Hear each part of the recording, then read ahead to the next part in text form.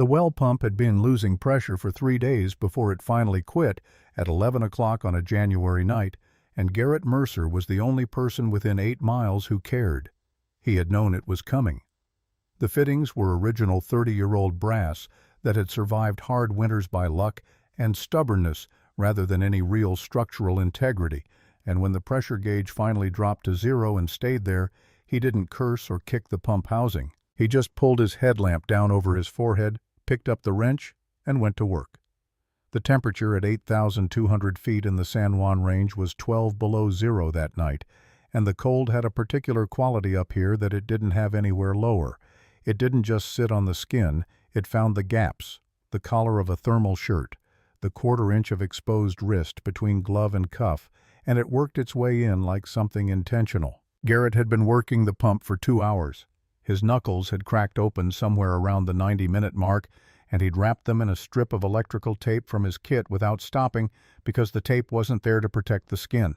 It was there to keep the blood off the wrench handle where it would freeze and change the grip. The cabin behind him was dark except for the single lamp he'd left on in the main room. Not for warmth. The lamp didn't do anything for warmth. It was a thing he'd started doing in the 3rd week of this job without deciding to leaving one light on when he went outside at night the way you might leave a light on for someone who was expected. Nobody was expected. The cabin's nearest neighbor was a 2-hour hike through snow in conditions that were currently getting worse, and the road down to Ouray County was navigable until it wasn't, which in January usually meant it stopped being navigable around 2 in the morning when the temperature dropped another 4 degrees and the packed snow on the switchbacks turned into something closer to polished stone. He finished the preliminary assessment on the pump at 11:43. The gasket was cracked through and the seals had failed in 2 places, which meant the repair wasn't something he could improvise from the contents of his tool case. He needed parts.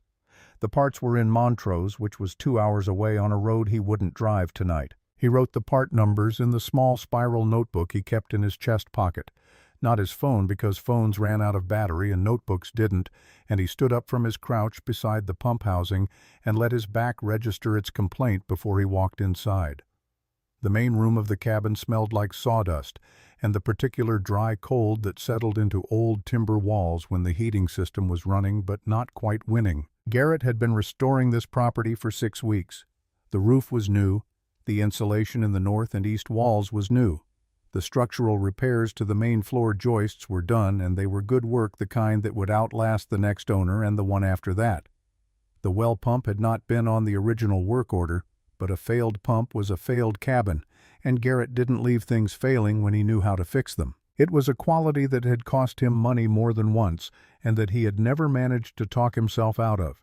He filled the kettle from one of the 12 plastic water jugs he'd stacked in the pantry 2 days ago when he'd first heard the pressure dropping, set it on the propane camp stove, and measured 2 scoops of instant coffee into a mug. Then, without deciding to, he set a second mug on the counter beside the first. He stood looking at the 2 mugs for a moment, then turned away and sat on the sagging couch while the kettle heated. His phone showed 11:51. He typed a message to Dara, still up. The answer came back in under a minute, a single photograph taken in low light of a hand-drawn bridge on lined notebook paper with a caption in Dara's handwriting. "She made this for you. Says it's stronger than the real one." Garrett looked at the photograph for longer than he needed to. Then he called. Rosie answered before the second ring because she always did, and her face filled the screen's 6-year-old gap where her 2 front teeth used to be a smear of something orange near her left ear that she had not yet noticed. She was wearing the green pajamas with the frogs on them. She waved so hard the phone shook. Behind her he could see Dara's living room in Montrose, the familiar couch, the bookshelf with the lopsided wooden letters that still spelled Rosie, even though the I had been tilted left for 8 months. "Daddy?" She pushed the phone closer to her face until her nose was distorted.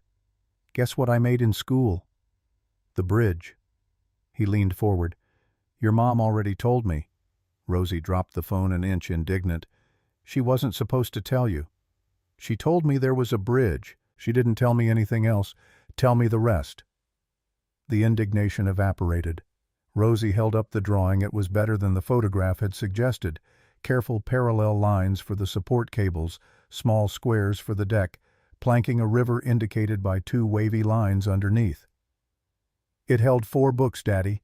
Mrs. Ellison put them on one at a time, and it held all 4, and then the 5th one was too heavy, but the bridge didn't break, it just bent on one side." She demonstrated the bending with her free hand. "Mrs. Ellison said that's called yielding. She said yielding isn't the same as failing." Garrett smiled. It was the first time he'd smiled all day, and he felt it in muscles that had been doing something else for hours. "Mrs. Ellison's right. Are you fixing things?" Rosie set the drawing down and looked at him with the particular directness she'd had since she could talk, not rude, just the total absence of the social softening that most people added around the edges of their real questions. "Fixing the water pump tonight. Parts come in a few days." "Is it cold?" "Very cold." She thought about this with visible seriousness. Then, "Daddy, why do you always go to places where nobody else is?" He had an answer prepared. He used it. "Because those places need fixing, and I'm good at fixing." Rosie looked at him through the screen with an expression he recognized as the one she wore when she had already decided something but was deciding how much of it to say out loud. She was 6 years old, and she made that face. He had no idea where she'd gotten it. "Or maybe," she said slowly, like she was reading something she'd written and wasn't sure about, "you go there because you don't want anyone to see when you're sad." The kettle started to whistle. Garrett reached over and turned off the burner without looking away from the screen. He opened his mouth and found that nothing came out of it. Rosie watched him with those steady brown eyes, waiting, and then Dara's voice came from off-screen. "Okay, Bug, 5 more minutes." And Rosie's expression shifted back into the ordinary brightness of a 6-year-old on a school night. They talked about the bridge for another few minutes. They talked about the book she was reading, which was about a family of beavers who were also, for reasons the book hadn't explained yet, amateur detectives. They talked about whether snow in the San Juans was different from snow in Montrose, and Rosie's opinion was that mountain snow was probably older and therefore more experienced. When they hung up, Garrett poured the hot water into one mug and left the second one empty on the counter, and he sat with his coffee in the quiet of the main room and listened to the wind working itself against the north wall. The lamp on the side table put a circle of yellow light across the floor. Outside the window, the snow that had been falling lightly since afternoon was starting to commit to something more serious.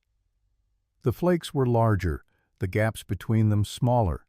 The sky above the tree line a particular shade of compressed gray that he'd learned to read accurately in 6 weeks of waking up here.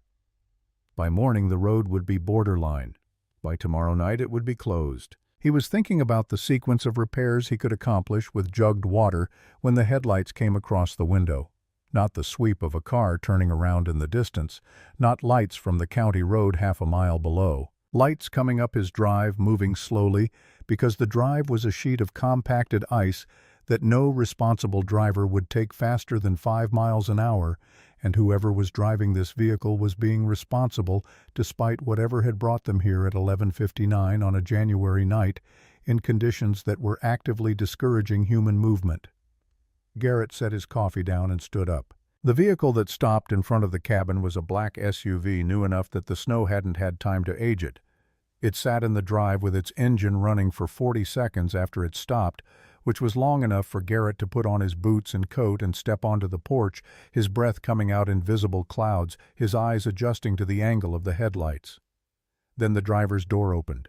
The woman who stepped out was not dressed for where she was. The coat was charcoal wool, the kind that cost more than Garrett's truck payment, and it was a good coat for a city in January, but it was not a coat for this.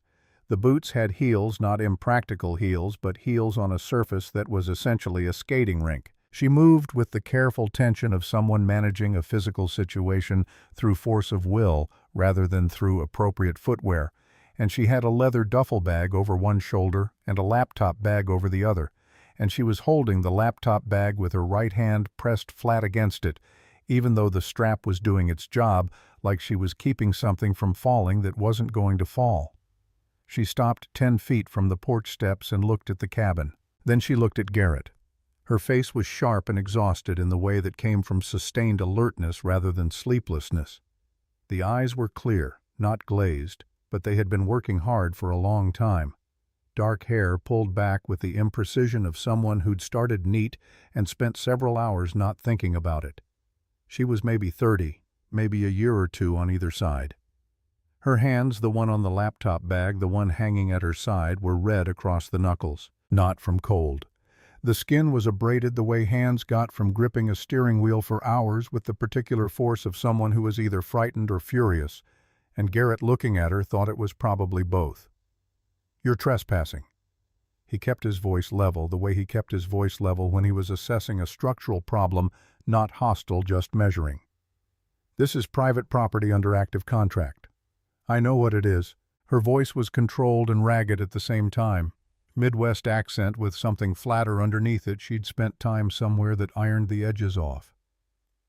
"My name is Sloane Ashford. My family owns this property. My father put it in the Ashford Group portfolio in 2019. She paused. "I have documentation in my bag if you need it, but I'd rather not stand in the snow while we sort that out." Garrett looked at her. At the laptop bag she was still holding against her ribs. At the knuckles. At the single duffel which was not the luggage of someone who'd packed for a planned trip. "Who sent you up here?" She held his gaze, and something moved through her expression that wasn't quite anger and wasn't quite grief, something that had been both of those things for long enough that it had compressed into something harder and more useful. "My father, my Uncle Desmond, and the board of directors." Each phrase landed separately, like she was setting objects down on a table. "They sent me here to teach me a lesson." The wind pushed a gust of dry snow off the porch roof, and Garrett felt it hit the back of his neck. He'd heard a lot of things people said to justify showing up somewhere uninvited. He'd heard a lot of things people said in general, the language people used to make complicated situations sound simpler than they were, or to make simple situations sound complicated enough to excuse what they'd done. What this woman had said was neither of those things. It was the flattest, most undecorated version of a situation that Garrett had ever heard anyone describe, and the flatness of it was the thing that made him step back and push open the cabin door. "Water's off," he said. "Well, pump failed tonight. Parts in a few days if the road stays open." He looked at the sky, which was not making promises. "Possibly longer. There's jugged water in the pantry. The loft's got a mattress, but no heat. The wood stove keeps the main room to about 55 if you feed it correctly. I'm in the contractor's trailer out back." She was already moving up the porch steps, the heeled boots finding purchase through some combination of balance and determination. She stopped in the doorway and looked at the interior. The unfinished walls, the exposed joists overhead, the single lamp, the two mugs on the counter, and her face did not change. It catalogued. She was looking at the space the way someone looked at a problem they were going to have to solve, not the way someone looked at a disappointment. "How do I feed the stove correctly?" she asked. He showed her the damper position, the loading sequence, the way the fire needed air without needing too much of it. The difference between a burn that would hold through the night and a burn that would eat itself in 2 hours. She watched with total attention, not the polite attention of someone waiting for information to stop happening, but the focused uptake of someone converting what they heard directly into procedure. She asked 2 questions. Both of them were the right questions. When he turned to go, she said, "Wait." Her hand was already in her coat pocket. When it came out, she was holding a watch, Slim Platinum, the kind of object that represented more compressed value than anything else Garrett currently owned, the kind of watch that people wore to communicate something about themselves to other people who spoke that language. She held it out. "For the repairs, and for expedited delivery on the parts if that's possible." Garrett looked at the watch. He looked at her hand, holding it, the cracked knuckles and the red skin and the bitten-down thumbnail on her right hand that was the single detail in her presentation that she couldn't control. He thought about the cost of the parts he'd ordered, which was $260. He thought about what the watch was worth, which was considerably more than that. "No," he said. She kept her arm extended. "It's worth—" "I know what it's worth." He turned back toward the door. "Parts come when they come. Weather moves when it moves. The mountain doesn't take bribes, and neither do I." He put his hand on the door frame. "I've got a daughter I'm raising to understand that what you put in is what counts, not what you can pay someone else to put in for you. I'm not teaching her the opposite because your family sent you somewhere uncomfortable." The watch went back into her pocket. Sloane Ashford looked at him with an expression that had several layers to it. Surprise on the surface and something older and more carefully held underneath something that looked like the faint shock of a recognition she hadn't been expecting. "You don't know anything about me." "Don't need to yet." He stepped out onto the porch. "There's canned goods in the pantry. The stove's also for cooking. Don't burn through the wood before midnight." He looked back once. "If something goes wrong with the stove, knock on the trailer. Don't wait until it's a problem." The trailer was 50 feet behind the cabin, a metal rectangle that had been adequate for 6 weeks, and would continue to be adequate in the way that things continued to be adequate when you didn't give yourself the option of requiring more. Garrett's cot was along the east wall. His camp stove was in the corner. The diesel heater occupied a bracket on the south wall and heated the space to approximately the same temperature as a room that was trying. He heated water-mixed instant coffee that was worse than the cabin's instant coffee and sat on the cot with his notebook open to the pump repair list. He added to the list, "Check all exterior vents tomorrow. Chimney cap. Generator fuel level." He looked at what he'd written and then added below the line, "She's not here on vacation." He wasn't sure why he wrote it. It wasn't a useful thing to know for the purpose of replacing a well pump. But he'd learned a long time ago that the details that didn't fit the frame of a situation were often the details that mattered most. And Sloane Ashford's flat recitation of who had sent her here and why the board of directors to teach me a lesson was a detail that didn't quite fit the frame of what he'd expected when the headlights came across his window. He'd expected someone running away from something. What he'd seen was someone who had been placed somewhere which was different and who was still facing forward, which was more different still. He didn't sleep well. The heater knocked twice in the night, which it did when the temperature dropped below a threshold it didn't like, and he got up both times and adjusted the fuel flow without fully waking the way he'd learned to manage the small maintenance tasks of living alone in places without backup systems. At 3 in the morning, he was awake enough to hear the wind and to think about the road. And at 4, he gave up on sleep and lay on his back doing the structural math on the loft joists until the numbers resolved into something he was satisfied with. At 6:45, he put on his layers thermal flannel canvas work coat and crossed the yard to the cabin. The snow from the night before had added 8 inches. The sky was still closed, the gray of it unbroken from ridge to ridge, and the temperature had dropped to something his exposed skin registered as a personal affront. Smoke was coming from the chimney. Thin smoke, unsteady, the kind made by a fire that was technically alive but not confident about it. But it was there.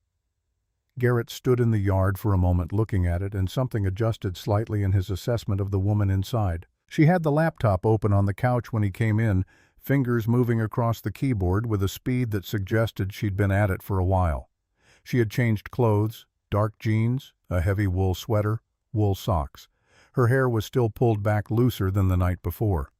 She looked up when he came through the door, and she looked like someone who had slept for approximately 3 hours and had decided that was sufficient. "The stove went out around 4, she said without preamble. "I got it restarted. It's running lower than it was last night. Damper's open too far." He crossed to the stove, checked the lever. "You let too much air through and it burns fast and low. Close it to here." He moved the lever and load a bigger piece before you sleep. The fire runs slower and keeps the heat longer. She watched him adjust the damper with the same complete attention she'd brought to the first demonstration, and she asked the same kind of question. Not why does that work, but what do I watch for to know when it needs adjusting? And he answered it directly, because it was a direct question. She had eaten half a granola bar. He could see the wrapper on the coffee table next to her laptop. He went to the pantry without commenting on it, found a can of vegetable soup and a pot, and set them on the camp burner. She looked at the pot, then back at her screen. "I can manage my own." "You had half a granola bar and you've been up since at least 3. The cold burns more than you think it does up here." He opened the can. "It's soup, not a favor." She closed her laptop a precise half-inch, which he was beginning to understand was her version of a full stop. "How long have you been contracted on this property?" 6 weeks. "And after this, next job. There's a farmhouse in Gunnison in the spring, barn restoration in Telluride after that." She was quiet for a moment, watching him pour the soup into the pot. Then, "My family has 17 properties like this one. Mountain cabins, vacation houses. They visit them twice a year on average and ignore them the rest of the time. Most of them are in various states of structural failure. Garrett stirred the soup and didn't say anything. I was brought in to audit the operations division 4 years ago. Sloane continued, and her voice had shifted, not softer but differently calibrated, like she was reciting something she'd organized carefully in her head and was now allowing to come out in its arranged order. The official title was Chief Operating Officer. The actual function was to make the legitimate side of the business run well enough that no one looked at the other side. She paused. I didn't know that when I took the role. I figured it out. The soup was starting to steam. Garrett found 2 bowls in the cabinet above the sink and set them on the counter. What did you find? She opened her laptop fully and turned it to face him. The screen showed a spreadsheet dense with transaction entries, dates running down the left column, account numbers across the top, amounts in the middle that grew larger as the rows descended. Even to Garrett, who understood financial documents in approximately the same way he understood French reading individual words, but not the full grammar of them, the scale of what was on that screen communicated itself clearly. This was not a small amount of money moving through a small number of accounts. This was architecture. Someone had built this. 3 years of falsified asset reports, she said. Funds moved through holding companies in Nevada and Delaware, all domestic, all technically legal on the surface, but structured to obscure the underlying transactions. The properties are being used as collateral for loans that don't appear anywhere on the public filings. She closed the laptop again. $47 million minimum, possibly more. I've been tracing it for 2 years. Garrett poured the soup into both bowls and brought them to the table. He sat across from her. And when you told them what you found, it wasn't a question. She picked up the bowl, both hands, like she was cold, which she was, and she looked into it before she answered. I gave them an opportunity to address it, internally through proper channels before any outside party was involved. I told them what I had. I told them what I intended to do with it if they didn't act. The bowl pressed warm against her palms. My father called me naive. My uncle told me I didn't understand how business actually worked. The board voted to put me on administrative leave pending a psychological evaluation. She looked up. They had a doctor ready. I've subsequently learned he's been retained by the company for exactly this kind of situation. Twice before. And then they sent you here. 90 days. No communication with the company. No access to company systems. No involvement in any business decisions. My father called it perspective. Something crossed her face that had been anger long enough to turn into something quieter and more focused. He thought the isolation would break the conviction. That by the time I came down from the mountain, I'd have decided that keeping the family together was worth more than what I knew. Garrett ate his soup. Outside, the wind had picked up again, throwing dry snow against the east wall in gusts that came and went with irregular rhythm. The stove was holding steady at the adjusted damper setting. He looked at the woman across from him, at the way she held herself spine straight despite 2 days of bad sleep and a night of managing a wood fire alone, at the way she had organized what she knew into a sequence that could be followed, at the way she was eating the soup now with the focused efficiency of someone fueling a machine rather than enjoying a meal. What do you need? He asked. She looked at him for a moment, and the question seemed to catch her differently than she'd expected, not the scope of it, but the directness. Most people he'd learned asked what happened, or what are you going to do, which were both questions about the story she was in. He'd asked what she needed right now in this room, in this situation. She processed that distinction visibly. Time, she said finally, and a stable connection to file what I have before they move the assets somewhere harder to trace. The evidence is complete. It has been complete for 3 months. What I don't have is a secure enough connection to transmit it without interception. She glanced at the window. And apparently I have about 90 days of pretending to have a breakdown while my father decides I've learned my lesson. The road to Ouray County will be closed for at least 3 days once this storm finishes, Garrett said. County plows clear it within 48 hours of the weather-breaking weather permitting. The county depot has fiber optic. They put it in 2 years ago for emergency services. Strong enough connection to handle what you're describing. She looked at him. The assessment in her eyes was direct and unadorned, the look of someone who was deciding whether a piece of information was load-bearing or decorative. "You're a contractor." "I'm a contractor who's been up here 6 weeks and knows where the infrastructure is." He picked up his bowl. "I'm also someone who understands that a job done halfway is the same as a job not done, and what you're describing is something that needs to get finished." She held his gaze for a long moment. Something in the careful architecture of her composure shifted. Not broke, nothing in her manner suggested breaking, but adjusted the way a structure adjusted when a load was redistributed. "They'll come after you for this. When they find out you helped me, they'll find something in your contract, some clause about neutrality or non-interference, and they'll use it." "My contract is with the property," Garrett said. "The property's in an estate trust that predates the current company structure. I checked when I took the job. There's no clause about who I talk to or help while I'm on site." He stood up and took both empty bowls to the sink. "Besides, if I didn't help people when I could, I'd have to explain that to my daughter eventually. She asks inconvenient questions." The storm announced its full intentions around midday. What had been a serious snowfall became something with purpose and direction. The wind finding its angle, the snow horizontal in gusts, the visibility dropping to the point where the tree line at the edge of the property became approximate, then theoretical, then gone. Garrett spent the afternoon on the cabin's structural priorities, a window seal on the north wall that was admitting cold in a thin but measurable line, a section of roof above the east bedroom where snow was loading past the tolerance he'd calculated in his first week. He moved through the work with the systematic attention of someone who had learned to treat every task as if conditions were going to get worse before they got better, because up here they usually did. Sloane worked. She had positioned herself at the table with her back to the wall, a choice of placement he understood immediately as situational awareness rather than preference, and she typed with the focus of someone running out of something. Late in the afternoon, she looked up from her screen and watched him adjusting the window seal for a moment. "You work like you're trying to get ahead of something," she said. "I am." He pressed the sealant into the gap with a putty knife. "Storm's going to put 3 feet on this roof. I want to know the structure can handle it before it happens, not while it's happening." She was quiet for a moment. "I worked in Alaska for 6 months. Fishing operation my father acquired, he sent me to manage it, said it would be experience." A pause that had weight in it. "The operation was running labor violations and dumping waste in restricted waters.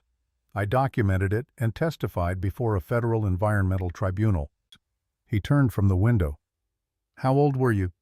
26. She said it without emphasis, but the number landed with the weight of everything that had come after it. "That was the first time my father sent me somewhere to teach me a lesson. It was a remote processing facility in Kodiak. No communication except a satellite phone with a 3-minute daily limit. He thought 2 months of that would adjust my perspective." "Did it?" She looked at him with the expression of someone answering a question that had already been answered by everything she'd done since. "I spent the 2 months building a complete evidentiary record from the operation's own files. I handed it to the EPA the day I got back." The ghost of something that was not quite a smile moved across her face. "My father was surprised. He shouldn't have been." Garrett went back to the window seal. Outside, the storm pressed itself against the glass. At 6:30, when the light outside had gone from white to gray to the particular darkness that mountain storms manufactured, he told her about the rations, water consumption, canned goods inventory, how many days the generator fuel would last at current draw. She listened and asked practical questions, and when they were done with that accounting, she opened her laptop and checked something, and her expression changed. Not dramatically. A degree of tightening around the jaw, a stillness that was different from her working stillness. She turned the screen toward him. A notification, a financial alert from a monitoring service he didn't recognize, showed a series of transaction entries time-stamped within the last 4 hours, amounts moving through a sequence of domestic holding company accounts in patterns that his untrained eye still recognized as movement designed to obscure direction. "They're starting," she said. Her voice was even. "Not everything, they're too careful for that. but they're testing the edges, moving smaller amounts first to see if anything triggers. She looked at the screen for a moment longer. The full transfer, if they decide to proceed, would take approximately 18 hours through the structures they've built.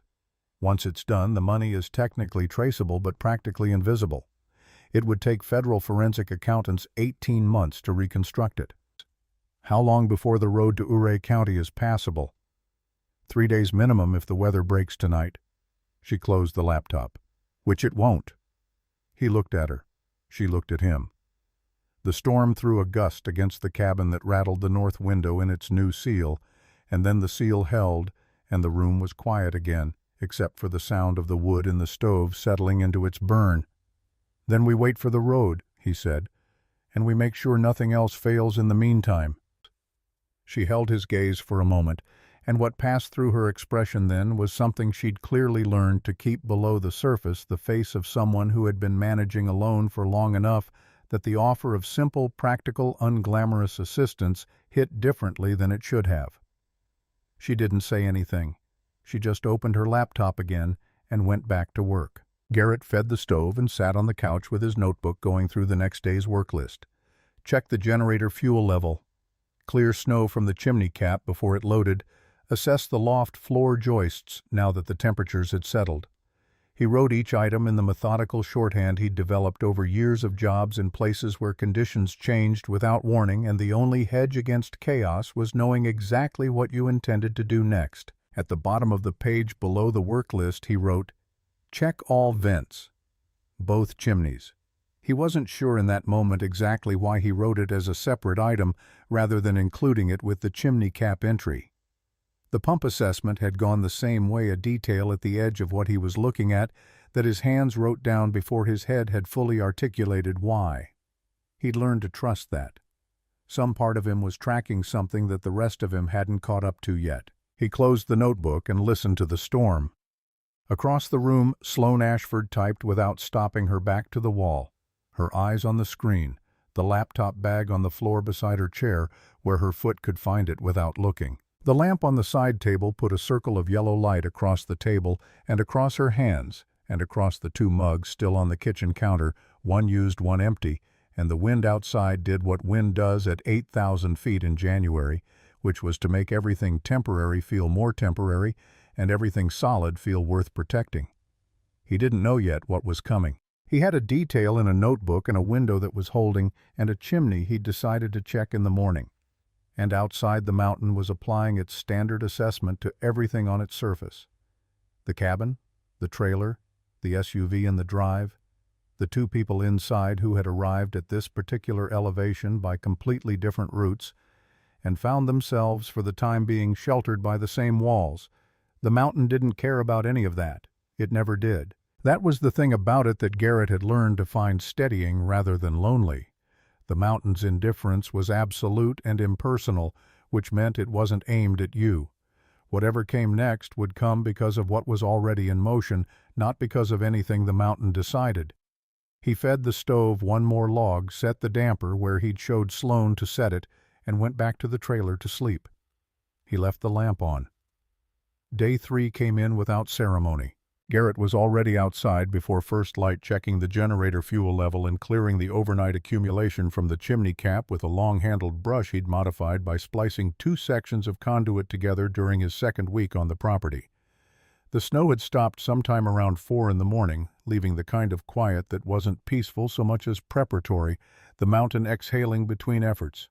3 feet on the level, more in the drifts. The access road was a suggestion buried under white. He worked his way around the cabin's exterior with the systematic attention he gave to everything up here, checking each vent, each exterior seal, each place where the new construction met the old. When he got to the north chimney flue, the secondary one that serviced the loft fireplace unused since he'd arrived, he found it. Not immediately. He had to look twice because the first look his brain processed it as debris, wind-carried material that had lodged in the cap during the storm. Natural. Possible. The kind of thing that happened at elevation when the wind found an angle. But the second look told him something different because wind carried debris accumulated in patterns, and what was packed into the flue cap above the main chimney did not follow any pattern that weather made.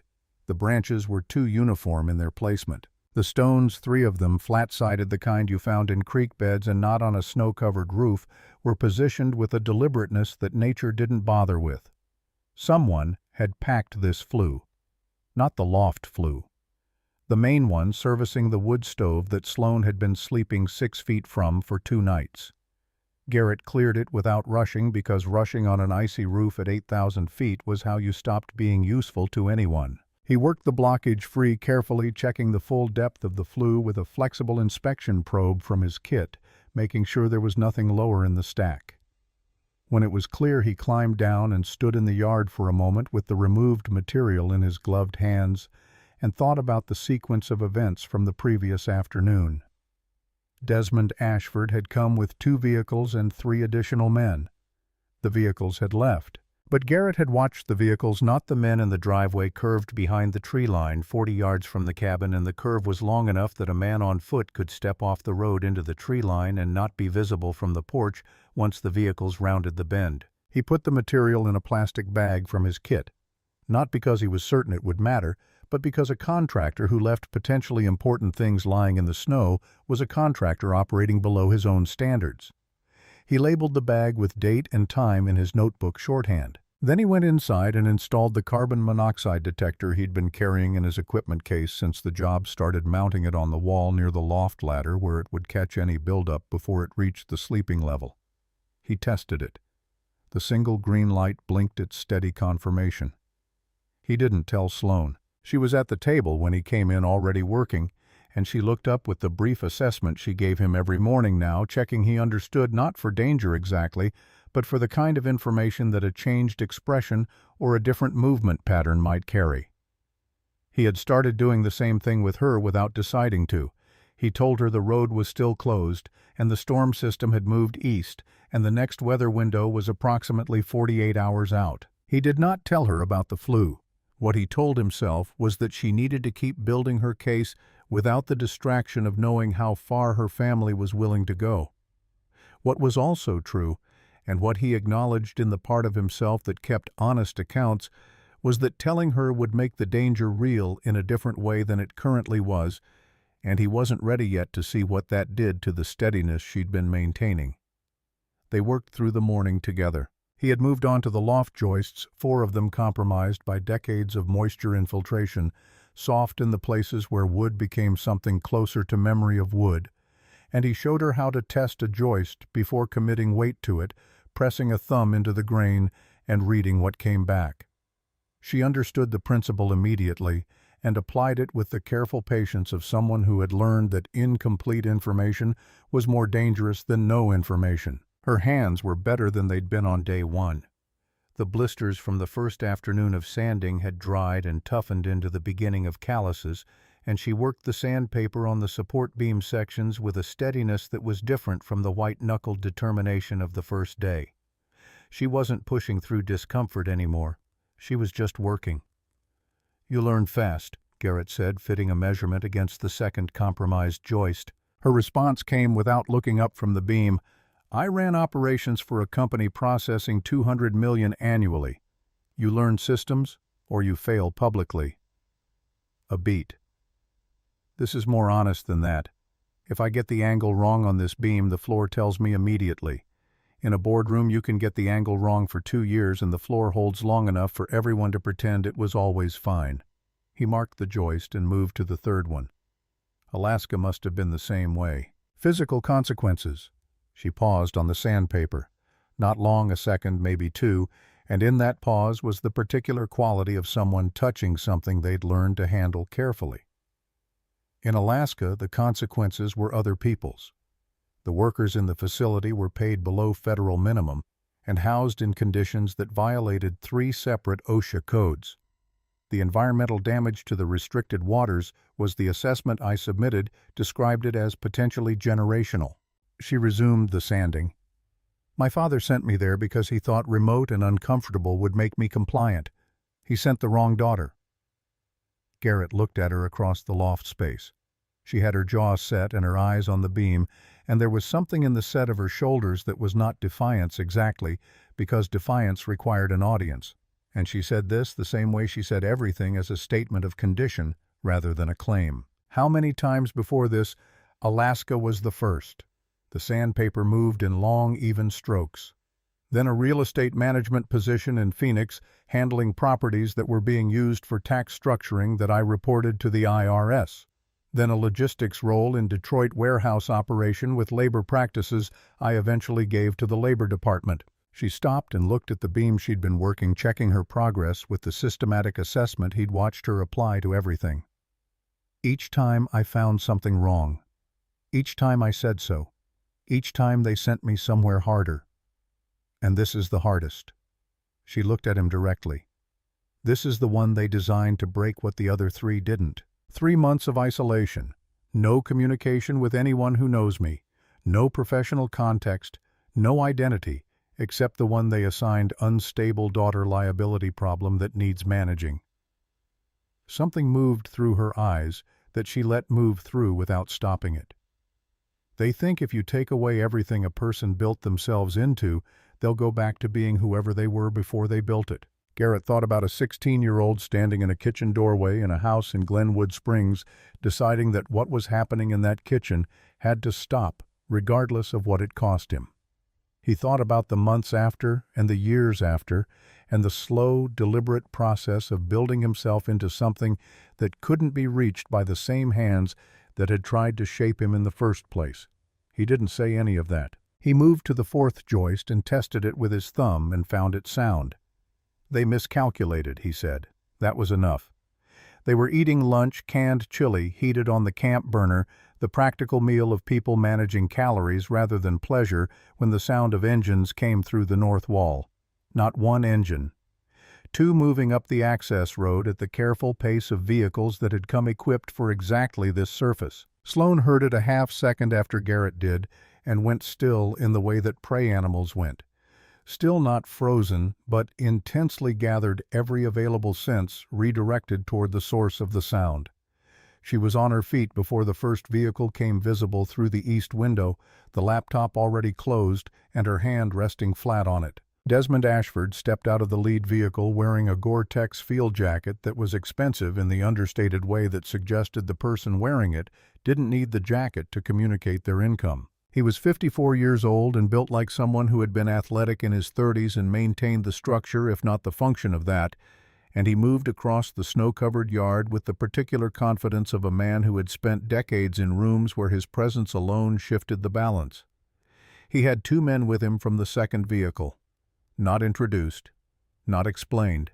The kind of men whose function was apparent from their positioning, flanking slightly back alert, in the way that professionals maintained alertness rather than the way anxious people did. Garrett stepped off the porch before Desmond reached it. Not toward him, just off the porch into the yard in the space between the man and the cabin door. He had a heavy wrench in his right hand from the morning's work, not raised, not threatening, just present the way a tool was present when it hadn't been put away yet. Desmond looked at the wrench, and at Garrett, and at the cabin door, and conducted a rapid assessment that Garrett watched him conduct. Then he produced a smile that was architecturally correct in every proportion and empty of anything that lived in actual smiles. "You must be the contractor. Mercer, is it?" "Private property under active contract." Garrett's voice was level. "State your business." "Family concern." Desmond adjusted his jacket collar against the wind with the unhurried ease of someone who believed the pace of a situation was his to set. "My niece is staying here. I wanted to check on her welfare." His eyes moved to the window where Garrett knew Sloane was visible standing at the table with her hand on the laptop. "She has a history of emotional instability. We worry." Garrett said nothing. He'd learned early that silence made people talk past where they'd intended to stop. "The family appreciates you giving her shelter." Desmond continued, the words arranged with the smooth expertise of someone who had conducted 1,000 negotiations in conference rooms with better furniture than this. "We'd like to relieve you of any further obligation.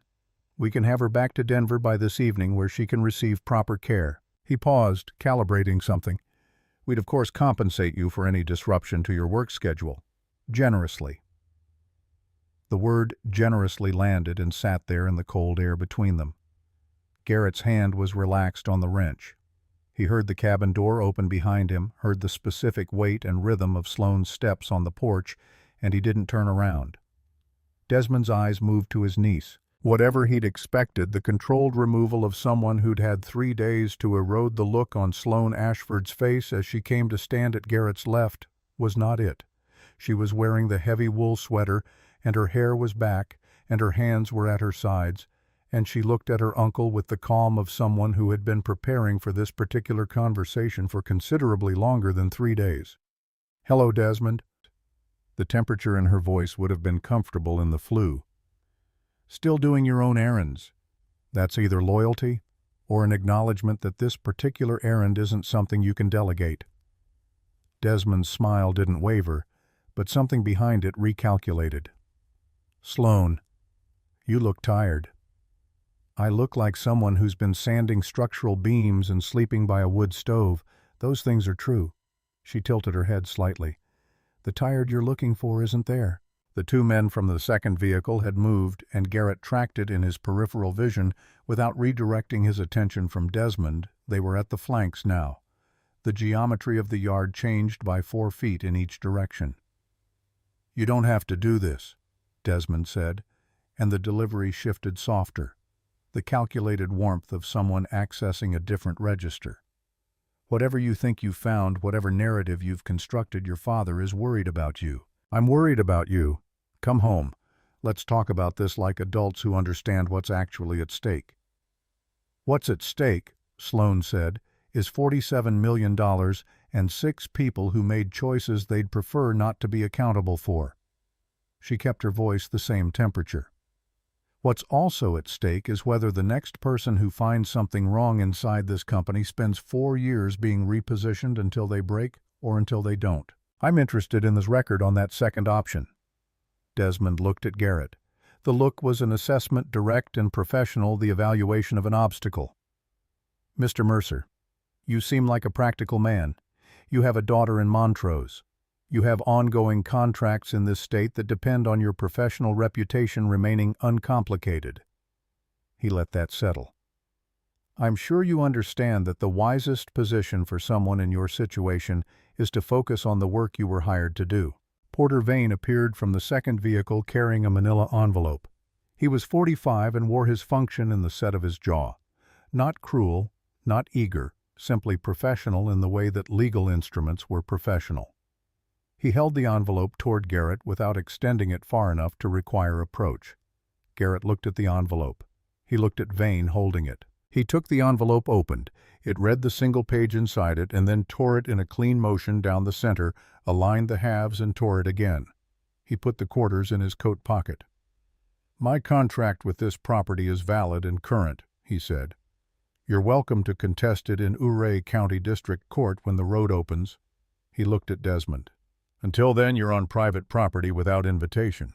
I'll give you 2 minutes to get back to your vehicles before I call the county sheriff's non-emergency line and describe the situation." Desmond held the moment for exactly as long as a man held a moment when he was deciding whether to escalate, and concluding that this particular moment in this particular yard, with these particular witnesses and these particular conditions, was not the right one. Then he looked at Sloane. 90 days, he said quietly. That was the agreement. "You'll come home eventually, Sloane. Family always does." She met his eyes. "I'm counting on you believing that. It's the only reason I still have time." The vehicles left. Garrett and Sloane stood in the yard until the engine sounds faded below the tree line. The cold worked at the exposed skin of his face, and he let it standing still until he was sure the sounds were not returning, and then he turned and went inside without saying anything about what had happened, because there wasn't anything to say that the yard hadn't already said. She was at her laptop within 4 minutes of coming back inside. He watched her settle into the work with the focus of someone who understood that the most useful response to an external threat was to make progress on the thing the threat was trying to stop. He went back to the loft joists. They worked in the particular silence of 2 people who are each doing the most important thing they can do and have nothing to add to that. At 6 in the evening, when the light had gone from the windows and the stove was warm and the work lists for the day were checked off, Sloane looked up from her screen with the controlled expression of someone managing information that was actively moving. "They're accelerating," she said. The monitoring alert on her screen showed a new sequence of transactions time-stamped within the last 2 hours. More accounts, larger amounts, the same structural pattern, but faster. "They're not testing anymore." She looked at him. "Desmond didn't come up here just to check on me. He came to see how much time they had." Garrett sat down across from her. "And how much do they have?" "At this rate, 40 hours before the transfers are complex enough that reversing them becomes a multi-year federal accounting project." She turned the laptop slightly, and the numbers on the screen were moving in the way that numbers moved when someone was running. "I need that fiber connection in Ouray County. Everything I need to file is ready. I just need 20 minutes and a clean line. Road won't be clear for 2 days minimum." "I know." She looked at the window at the dark that was complete and uniform beyond the glass. "There's something else." She turned back. "The source who's been flagging these transactions, the person who's been sending me alerts from inside the company for the past 8 months, sent something different today. Not a financial flag." She pulled up a message on a secondary application he hadn't seen her use before, encrypted by the look of the interface. He said, and I'm reading this exactly, "They know you have everything. Desmond's directive after the visit was not to recover the documents. It was to ensure no testimony." The wood in the stove shifted and settled. Garrett was quiet for a moment, running the architecture of the day through the part of his mind that built load-bearing assessments. The packed flu, the timing, Desmond's particular choice of words in the yard, not "come home, but you'll come home eventually," the phrasing of someone who believed the outcome was already arranged. He thought about the bag in his kit, with the packed flu material in it labeled with date and time. "There's something I should have told you this morning," he said. He told her about the flu. He told her about the stones and the branches and the pattern that weather didn't make, and he watched her face as the information landed, and what he saw was not fear. Fear had a particular quality of disorganization to it, and what moved across Sloane Ashford's face was something more like the grim satisfaction of a hypothesis confirmed. She had known he understood that it was possible. What she'd been waiting for was the data point that moved it from possible to proven. "They were here," she said, not a question. "One of the men from the second vehicle. The car's left on the road, but the road curves behind the tree line, and someone could have stepped off." He leaned forward. "I have the material from the flu in a labeled bag in my kit." Her jaw tightened. "Evidence of an attempt. Evidence of something that someone went to specific trouble to create. What it's evidence of in a legal sense is something a lawyer would need to assess." He met her eyes. "But I know what it wasn't. It wasn't natural, and it wasn't accidental." She was quiet for a moment in the focused way she was quiet when she was deciding things. Then she reached into her bag, not the laptop bag, the duffel, the one she'd arrived with, and she took out a pen. Not a good pen. A cheap ballpoint, the kind that came in packs of 12, the plastic body worn smooth at the grip from long use. She held it for a second before she set it on the table between them. "My source inside the company," she said. "His name is Edgar Holst. He's been with my father for 30 years, longer than I've been alive. He's the one who first pointed me toward the account structures that didn't align with the public filings." She looked at the pen on the table. "He's been feeding me information for 8 months at enormous personal risk. He has a wife in Fort Collins and 2 grandchildren, and he has been doing this because he told me in the first message he sent me that he had watched my father make one particular wrong choice 30 years ago and had said nothing, and had spent the 3 decades since watching one wrong choice require 10 more to sustain it, and he was tired." Garrett looked at the pen. "The pen." She picked it up, turned it in her fingers once. "He gave it to me the day I met Rosie, your daughter, at her school. I was there to sign paperwork for the scholarship endowment the company runs. Administrative function, my signature required nothing significant." She paused. "I didn't have a pen. He took this one from his shirt pocket and gave it to me, told me to keep it. He said I wrote it down because it seemed odd at the time. He said, the things that cost nothing to give are the things worth holding on to." Garrett didn't move. He was processing the information in a sequence, the scholarship endowment. Rosie's school, the paperwork, the pen. Rosie's gesture with the pen from her own box, the complete circuit of it. And somewhere in processing it, he felt something turn over in his chest, slow and significant, like a structural element finding its correct position after being slightly wrong for a long time. He didn't say what he was feeling because the moment didn't call for him to say it, and because some information was better carried quietly until it understood itself better. "The road to Ouray County," he said instead. "Day after tomorrow, weather holds. Can you be ready?" She turned the pen in her fingers one more time, then put it back in her pocket. "I've been ready for 3 months. I've been waiting for the road." They ate dinner canned soup crackers from the bottom of the pantry supply, the fuel-over-flavor calculus of people managing a finite resource. And afterward she went back to her laptop and he sat on the couch with his notebook, and they each worked in the quiet of the cabin while the temperature outside dropped and the stove held its adjusted burn and the green light on the CO detector blinked its steady confirmation on the wall. His phone showed a message from Dara sent 3 hours ago with the low signal delay that gave mountain communication its particular sense of distance. "Rosie made something for you. Sending a photo tomorrow when she's asleep. She wants it to be a surprise." He typed back, "Everything okay down there?" The answer came 30 minutes later, the gap wide enough that he'd stopped watching for it. "Fine here. Quiet week.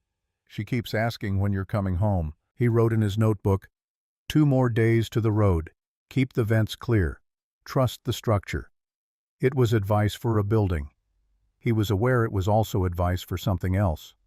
Sloane worked until midnight and then closed her laptop with the decisiveness of someone setting down a tool at the end of a shift, rather than surrendering to fatigue. She looked at the stove, checked the damper position correctly without prompting, and loaded 2 larger pieces of wood before climbing the ladder to the loft.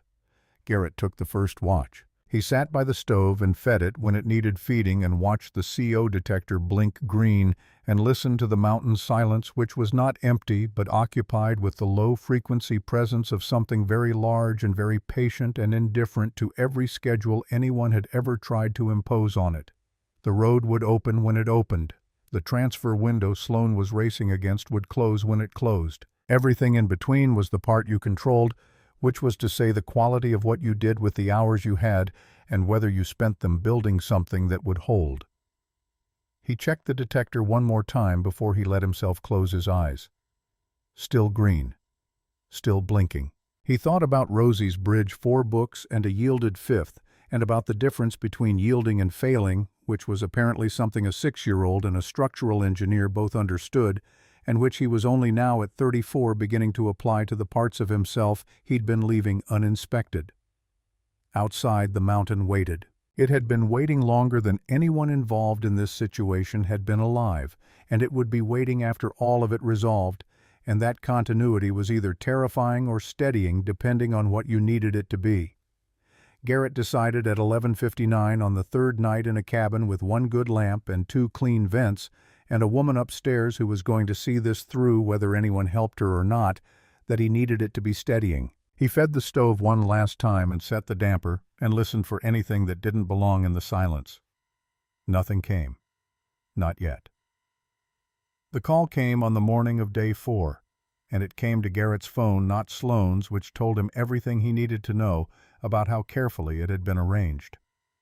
He was outside clearing snow from the generator housing when the unknown number appeared on his screen. The voice on the other end was older than Desmond's and carried a different register, entirely not the operational confidence of someone accustomed to directing people, but something heavier and more textured, the deliberate weight of a man who had been telling a version of a story for so long that the story and the truth had fused into something he could no longer separate. Franklin Ashford introduced himself without ceremony, and the absence of ceremony was itself a technique. He said he wasn't calling to threaten. He said he was worried about his daughter. He said that Sloane had a history Garrett probably didn't know about, episodes of paranoid ideation documented over years, a pattern of finding conspiracies in legitimate business operations, of turning colleagues into adversaries, of compelling otherwise loyal employees to participate in narratives that existed only in her perception of events. Garrett stood in the snow with the generator at his back and listened without speaking, and Franklin's voice moved through the practiced architecture of the argument, each piece fitted to the next with the smooth efficiency of something load-tested many times before. He talked about the psychological evaluation the family had arranged for Sloane's protection, he said, and about prior instances where her allegations had been formally investigated and found without merit, and about how much it cost a family to absorb the damage of a member who couldn't be reached by reason or by love. He never raised his voice. He offered with the casual generosity of someone making a reasonable adjustment to a reasonable situation to clear Garrett's outstanding contract disputes, pay the full remaining fee on the restoration work, and provide referrals to 3 development groups in Colorado that were actively seeking experienced contractors. He framed it as compensation for disruption. He let the math do the work the words didn't say out loud. The word generously landed and sat in the cold air between them. Garrett was still listening when his phone buzzed against his ear, a text from Dara coming through on the secondary notification that bypassed silent mode because he'd configured it that way for her number specifically. He couldn't read it while the call was active, but the interruption tightened something in his chest before he had data to justify it. He ended the call, opened the text. Dara had written, "Someone came to Rosie's school this morning. Said they were a distant relative checking in. The office called me immediately and I came. Rosie is fine, she's with me now, we're going to my mother's." But she was scared, Garrett. She didn't know the person, and the person knew her name. He read it twice. The second time he noticed his hand was not steady against the phone. He called Dara back. Rosie came on within seconds, her voice thinner than usual. The brightness in it dialed down to something that was managing itself carefully, Daddy. 2 syllables carrying the full weight of what it cost a 6-year-old to be frightened somewhere she was supposed to be safe. He sat down on the generator housing in the snow and talked to her with every unit of steadiness he had, which was enough but only barely. She was okay. Dara had her. They were at Dara's mother's house, a location no file connected to the Ashford group would contain because Dara's mother had never intersected with that world at any point. The Montrose PD had been notified. When the call ended, Garrett sat in the snow for 30 seconds and let what had just happened settle into its full weight. Then he stood up and walked inside. Sloane looked up from her laptop and read his face with the precision she'd developed over 4 days of close proximity. He told her the call from Franklin, the offer, the text from Dara, the visit to Rosie's school. He told her in the sequence the information had arrived without editorializing, and he watched her absorb it with the rigid composure of someone who understood exactly what the school visit was and what it was designed to produce. They used her.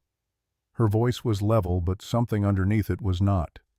It's not a threat to act, it's a demonstration of access. They're showing you the geometry of your vulnerability, so you make the calculation yourself.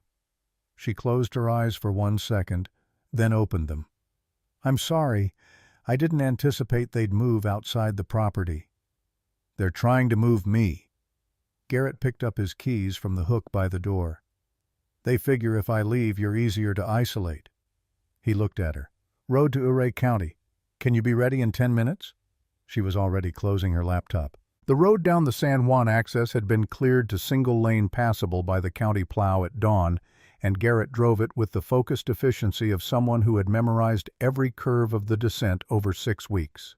Sloane sat in the passenger seat with the laptop open across her knees, one hand on the dashboard for the lateral shifts on the switchbacks, the other moving across the keyboard without stopping. She narrated as she worked the transactions had continued overnight, the pace increasing with the confidence of people who believed their window was clear. The account structures Franklin had built over 3 years were sophisticated enough that a cursory federal review might not catch the full scope within the statute of limitations. What Sloane had built was the complete map, not a partial theory, but a documented architecture of how the money had moved, where it currently sat, and what legal mechanisms existed to freeze it before it became practically inaccessible. "Edgar confirmed this morning that he's already contacted the FBI field office in Denver," she said, watching the screen while Garrett navigated a curve that briefly revealed the valley floor far below. "He went in voluntarily last night, 30 years of institutional knowledge, his own documentation of decisions he witnessed. The Bureau has enough to open a formal investigation without anything I file. What I'm filing gives them the forensic roadmap. The county depot sat at the base of the mountain access road. Ruth Calloway was behind the counter when they came through the door. She looked at both of them, conducted the assessment that former dispatchers conducted automatically, and pointed to the back office before Garrett finished his sentence. Conference room. Passwords on the whiteboard. 1 hour. A beat. Whatever this is, do it clean. Sloane was across the threshold before Garrett finished thanking Ruth. The fiber connection pulled up at full speed within 30 seconds, and what followed was 22 minutes of work that looked from the outside like administrative filing, and from the inside was the culmination of 3 years of documented evidence, 2 years of active compilation, and 4 days of surviving the specific conditions her family had designed to prevent this exact moment. The SEC submission was acknowledged in under 4 minutes, which meant it had hit a queue already primed by Edgar Holst's prior contact. Then, the FBI, filing larger and more technically complex, navigated with the calm of someone who had rehearsed the sequence enough times that the actual execution was quieter than the preparation. At the 19-minute mark, the first freeze notification appeared, then a second, then a third and fourth within 90 seconds of each other, and Garrett understood, watching Sloane's expression, that the speed reflected how ready the Bureau already was. She sat back and looked at the confirmation screen. Her hands, which had been moving without pause, went still on the keyboard. "It's done," she said, not triumphantly. The way someone said a long procedure was finally complete, with the contained recognition that the outcome was the goal, but not the end of everything the outcome implied. They were back in Garrett's truck and heading for the mountain road when his phone rang again. Porter Vane, who had apparently calculated that Franklin and Desmond were no longer positioned to make calls of this nature themselves. His voice was professional and stripped of the social engineering the Ashfords had layered over their communications. A lawyer doing lawyer work now, which in its way was more straightforward than everything preceding it. He listed civil action counts in alphabetical order, which Garrett took as a sign of a man working from a prepared document rather than a considered position. Garrett drove a switchback and waited for Vane to finish. "File whatever you need to file. My contract with the property predates the current corporate structure and contains no clause about third-party interaction. I've been doing my job." He heard Vane's breathing change. "One more thing. The material from the flue is labeled bagged and dated. Chain of custody is clean." He ended the call. Sloane looked at him from the passenger seat without speaking. Outside, the San Juan Range held its position against the afternoon sky, indifferent to all of it, and Garrett understood in that moment that the mountain's indifference was not absence but consistency. The same force that made it dangerous made it reliable, and there was something in that which had been teaching him things for 6 weeks that he was only now beginning to apply. "You've been preparing for this longer than I knew," she said. "I've been preparing for this since I was 16 years old," Garrett said. "I just didn't know what shape it was going to take." She didn't ask him to elaborate. She looked at the road and said nothing for a long time, which was its own kind of answer to a question neither of them had asked out loud yet. 20 minutes from the cabin, the text came from Dara Rosie. "Made something for you last night before bed. She made me promise not to show you until today." The image loaded slowly on the mountain signal, a photograph of lined notebook paper, with Rosie's handwriting on it, uneven and earnest, several letters reversed in the way of a 6-year-old writing faster than her fine motor skills preferred. Garrett read it once.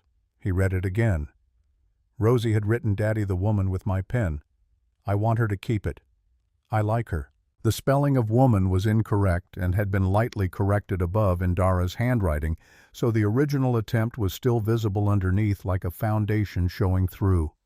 He set the phone on the center console without saying anything. Sloane looked at the screen, then at his face, and he watched her process the image, the pen she carried in her pocket, the 6-year-old's handwriting, the correction above the misspelled word, and he watched what it did to the careful, functional composure she'd maintained for 4 days. It moved through it the way weather moved through a space sealed against different kinds of pressure, finding the gap that no engineering anticipated. She turned to look out the passenger window. he led her. The cabin was as they'd left it. Garrett checked the perimeter before they went inside every exterior vent, the chimney cap, the generator housing, and found nothing out of place. Inside, the CO detector blinked green. He rebuilt the stove from coals without rushing, and Sloane sat at the table and opened her laptop and then closed it again, which was the first time he'd seen her close it without a purpose. She sat with her hands flat on the closed laptop and looked at the surface of the table. He put water on for coffee. "My father called me," she said. "Not to begin a conversation, to begin an accounting. 3 weeks after I testified at the Alaska Tribunal. He told me I had a gift for finding things that were wrong, and that the gift was also a liability, and that a person with my particular talent needed to decide early whether to use it inside a structure or outside one." Her hands were still on the laptop. "I thought he was giving me advice about how to succeed. I was 26. I thought he was being a father." Garrett poured the water into both mugs and set one in front of her. "He was telling me to stop," she said. "He was framing it as career guidance because he knew I would hear career guidance and not recognize the instruction underneath it. He had already decided what I was a liability to manage rather than a daughter to understand, and the call was the first step in that management." Her hands moved from the laptop to the mug wrapping around the warmth. "It took me 4 years and 4 exiles to understand that the thing he called a liability was the only thing he'd ever given me that was actually worth having." Garrett sat across from her. The thing that couldn't stop saying what was true. She looked at him steadily. "He thought he was punishing me with it. He was handing it back to me every time." He thought about a 16-year-old standing in a kitchen doorway in Glenwood Springs, deciding that what was happening on the other side of that doorway had to stop, regardless of what it cost him. He thought about the years after the slow, deliberate work of building himself into something that couldn't be shaped by the same hands that had tried to break him. He didn't say any of that. He held his mug and let her words settle into the room the same way good timber settled quietly, completely, without needing to announce itself. The night passed without incident. They traded watches at 3 a.m. with the minimal exchange of people who had developed a functional shorthand, and by 6 the next day the FBI had called Sloane's phone twice. The second call included confirmation that Franklin Ashford had been contacted by federal investigators at his Denver office and that Desmond had retained criminal defense counsel. The civil action Porter Vane had threatened was no longer the sharpest instrument anyone was holding. On the 7th day, Garrett drove the road to Ouray County alone to assess surface conditions and reported back that it was navigable in both directions without chains. He said this plainly as information without attaching anything to it about what it meant for whether Sloane would leave. She didn't leave. She stayed for the full 90 days, which was what her father had specified, and which she observed because the terms of the arrangement were documented, and she had learned the particular value of documented terms. What happened in those weeks was not dramatic drama had already happened. What happened instead was the quieter and more durable process of two people building alongside everything else they were each building an understanding of each other, constructed not from compressed crisis, but from the ordinary material of shared days. Garrett finished the loft joists and the window seals and moved to the interior work the original contract specified. Sloane helped when the work needed 2 people and asked questions when she didn't understand something, and occasionally offered observations about load distribution that were more technically informed than her background suggested, until she explained she'd spent considerable time in her COO role learning how buildings actually worked rather than how the paperwork described them working. He found out in the way you found things out when working alongside someone in an enclosed space over weeks that she made coffee in the morning before he came in from the trailer and left his mug where he'd find it without mentioning that she'd made it.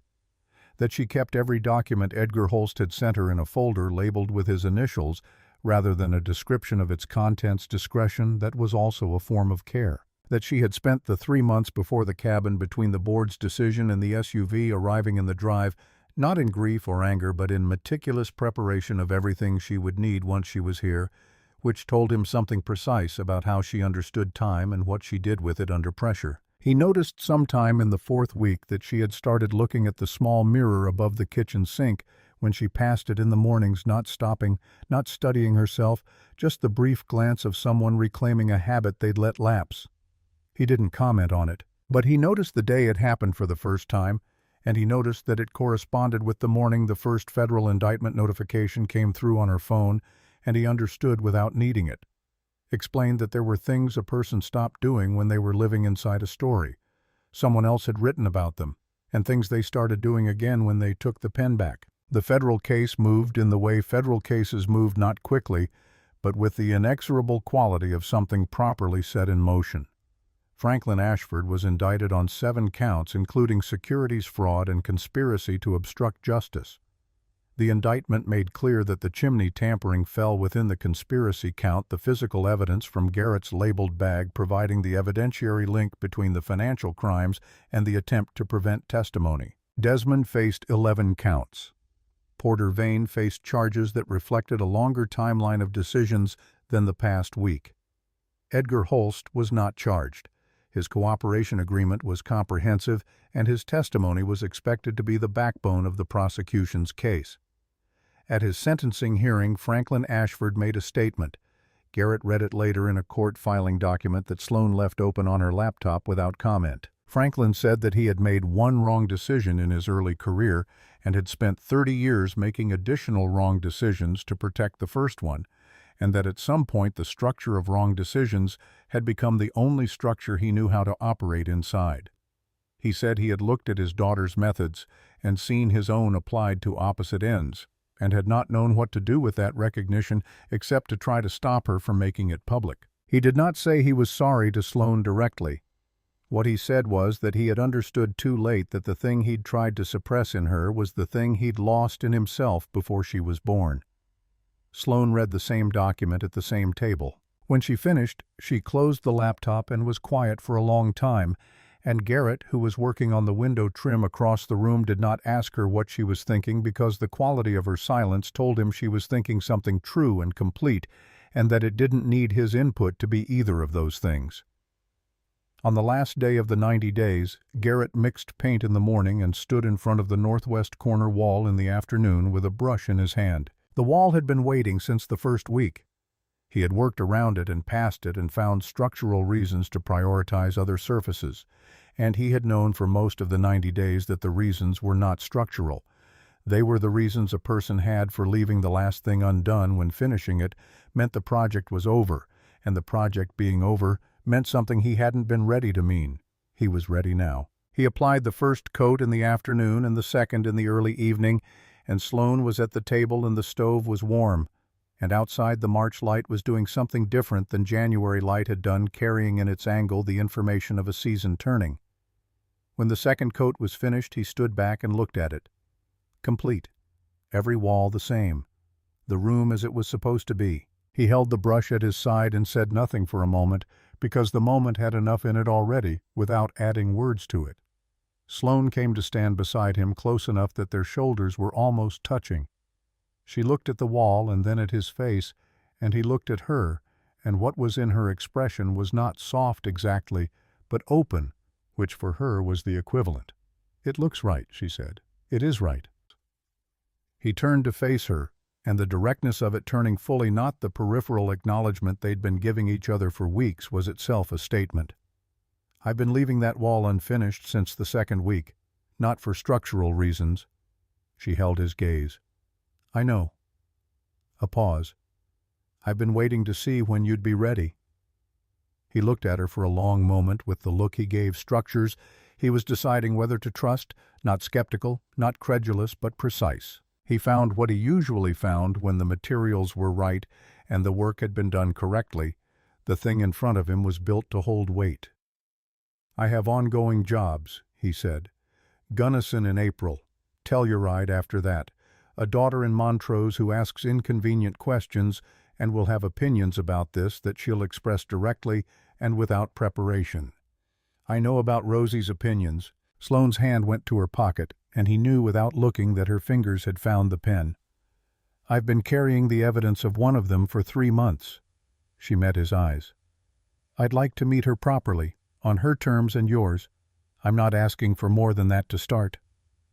He thought about the second mug on the counter every morning. He thought about a notebook entry that read, "Trust the structure," and what he'd meant when he wrote it, and what he understood it to mean now, which was the same thing with considerably more information behind it. He thought about what it meant to leave a wall unfinished, not the wall behind him, but the practice of it, the habit of stopping just before the thing was done, and what it cost, and what finishing actually required, which was not courage exactly, but the willingness to find out what came next. He held out his hand. She took it. The handshake was brief and firm and contained in its brevity everything the 90 days had established between them, which was more than most people built in years of more comfortable circumstances.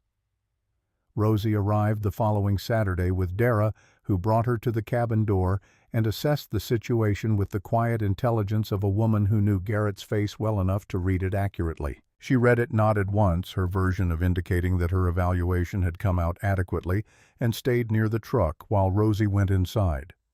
Rosie stood in the middle of the main room and looked at everything with the systematic survey of someone already calculating what could be built in the available space. Then she looked at Sloane, who was standing by the table, and recognition moved across her face.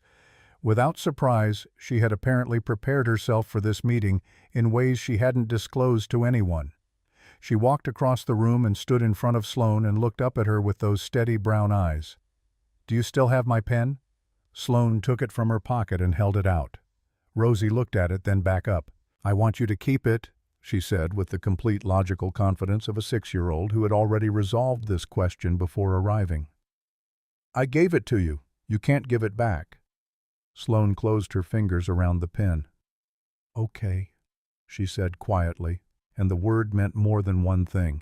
Later that afternoon, Rosie was measuring the south wall with a length of string and recording results in the small notebook she'd brought because she had decided that string gave more accurate measurements than tape on uneven surfaces, which was technically incorrect, and demonstrated exactly the quality of independent thinking Garrett intended to encourage rather than correct. He was on the ladder checking the paint on the northwest wall. Sloane was at the table with her laptop open on a document he recognized as the filing to establish the Rosie Mercer Scholarship as an independently administered endowment, transferring and renaming the company's existing scholarship structure, the one Sloane had used to sign papers at Rosie's school the day Edgar Holst had given her his pen. She had told him about it the week before without ceremony, the way she handled things that mattered to her, as something being done, because it was the right thing to do next. Rosie looked up from her notebook and studied the two adults in the room with the frank assessment of someone too young to have learned the social performance of not noticing things. She set down her string. She went to the kitchen, opened the cabinet where Garrett kept the cups, and took down 2. She filled them with water from the jug on the counter. The new pump was installed and tested and working, and Rosie still preferred the jug water because she had decided mountain water from a jug tasted older and therefore more experienced, which was not accurate and not entirely wrong, and she carried them across the room and set one next to Sloane's laptop and one on the ladder shelf beside Garrett's paint tray. Then she picked up her string and went back to measuring the wall. Garrett looked down from the ladder at the cup beside his hand. He looked across the room at Sloane, who was looking at the cup beside her laptop with an expression that was completely still and completely full, at the same time the expression of someone receiving something they had stopped expecting to receive and didn't yet know what to do with the weight of it. She looked up at him. He looked at her. Neither of them said anything, because the room already contained everything that needed saying, placed there by a 6-year-old with a string and a notebook, and no awareness that she had just answered the question the whole story had been asking. Outside, the San Juan Range ran its long line against the March sky, still and patient and indifferent in the way that things indifferent to human schedules were always patient.